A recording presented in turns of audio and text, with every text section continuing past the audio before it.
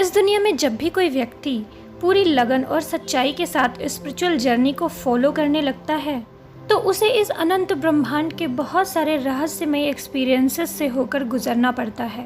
इसके अलावा भी बहुत सारे अदर एक्सपीरियंसेस होते हैं। हर आत्मा को बहुत सारे मानसिक और भावनात्मक उथल पुथल से भी गुजरना पड़ता है। स्पिरिचुअल जर्नी के इन्हीं सब एक्सपीरियंसेस में से एक एक्सपीरियंस है dark night of soul experience, जो कि आध्यात्मिक यात्रा में आगे बढ़ने वाली हर एक सोल को इससे गुजरना पड़ता है। डार्क नाइट ऑफ सोल को पहली बार संत जॉन ऑफ द क्रॉस द्वारा डिस्क्राइब किया गया था 16वीं शताब्दी में। Saint John of the Cross ने आत्मा की अंधेरी रात नाम की एक बुक लिखी और उसमें उन्होंने अपने स्पिरिचुअल जर्नी के एक्सपीरियंसेस शेयर किए और उसी में उन्होंने ये dark night of soul experience भी शेयर किया।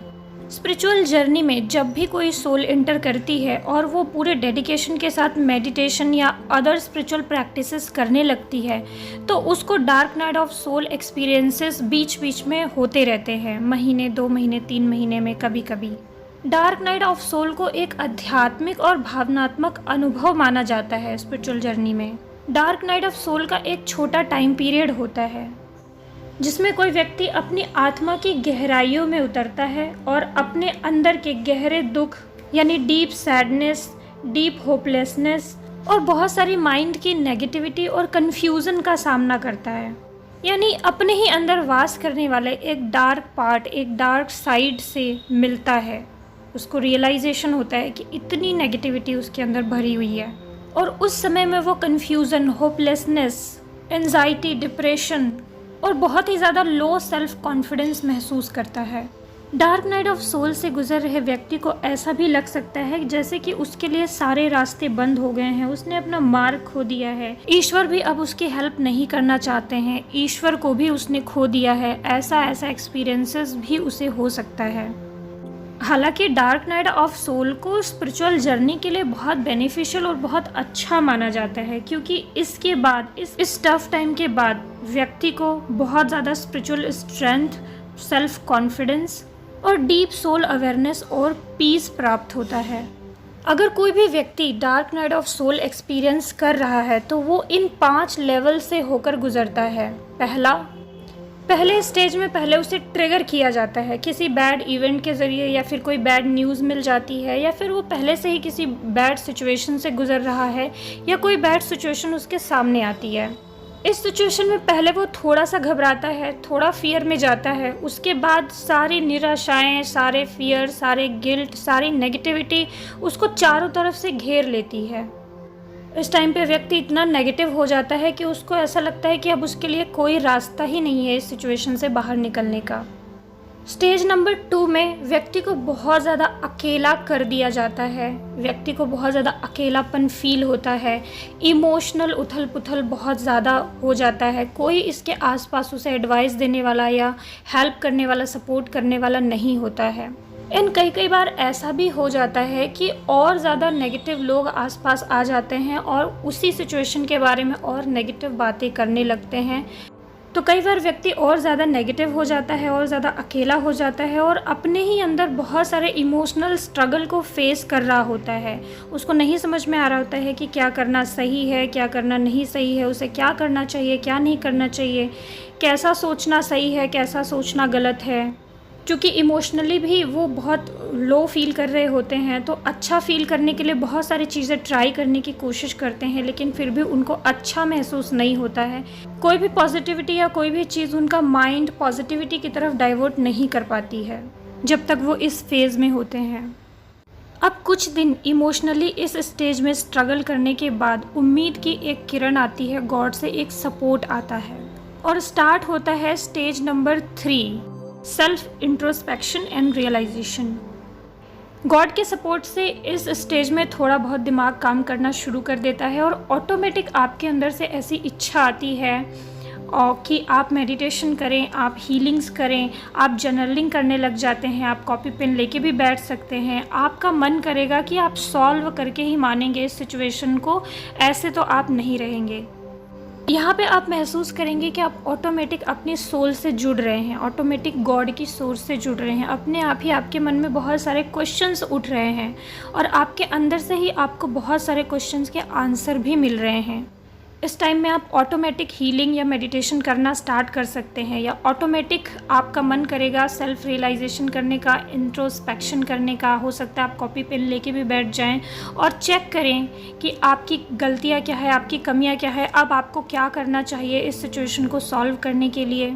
इस सिचुएशन में आप क्यों फंसे हैं और इस सिचुएशन से बाहर निकलने के लिए आपको क्या करना चाहिए, आपके बैड कर्मा क्या हैं, आपके राइट एक्शंस क्या हैं, ये सब आपको रियलाइजेशन होने लग जाएगा। इस इंट्रोस्पेक्शन से आपको बहुत सारा रियलाइजेशन होता है इस स्टेज में। अब आती है स्टेज नंबर 4, जिसे कहा जाता है स्पिरिचुअल रीबर्थ। इस स्टेज पे आपके डार्क नाइट ऑफ सोल का जो पेन है, जो कन्फ्यूज़न का लेवल है, जो एंजाइटी है, जो फियर है, वो सबसे पीक पे पहुंच जाता है और बहुत सारा इमोशनल पेन आपको अपने अंदर महसूस होता है। कभी कभी बहुत ज़्यादा इमोशनल ब्रेकडाउन भी इस स्टेज में हो सकता है। आपको बहुत ज़्यादा पर्जिंग हो सकती है, बहुत ज़्यादा रोना आ सकता है।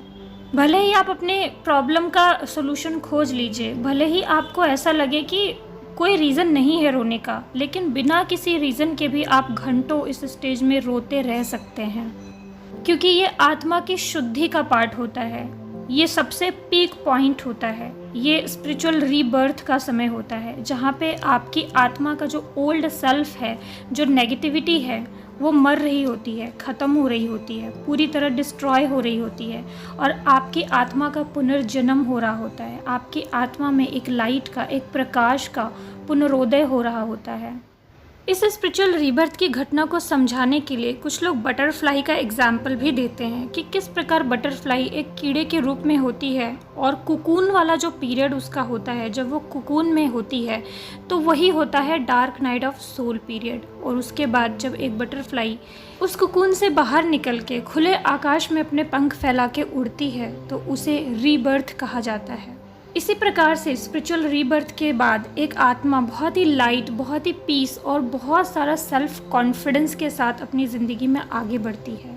और यही है डार्क नाइट ऑफ सोल की 5वीं स्टेज और लास्ट स्टेज, जब आपकी सोल यानी डार्क नाइट ऑफ सोल में सफ़र कर रहा व्यक्ति अपनी आत्मा के अंदर एक न्यू स्पिरिचुअल लाइट महसूस करता है, सेल्फ कॉन्फिडेंस महसूस करता है और पीस महसूस करता है।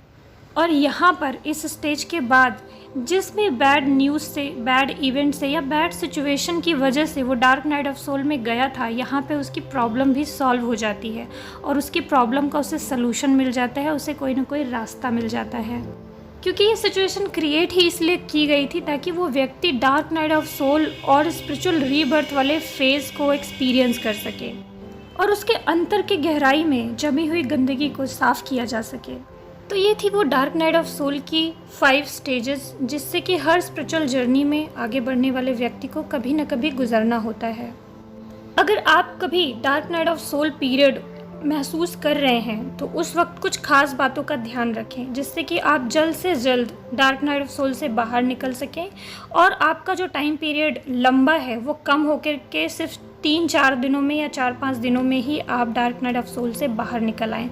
सबसे पहले तो जब आपको लगे कि ऐसी कोई स्थिति बन रही है तो आप अकेले समय बिताइए, अपने आप को कमरे में बंद कर लीजिए और आत्मचिंतन, आत्ममंथन और अपनी सिचुएशन से बाहर निकलने का रास्ता ढूंढिए।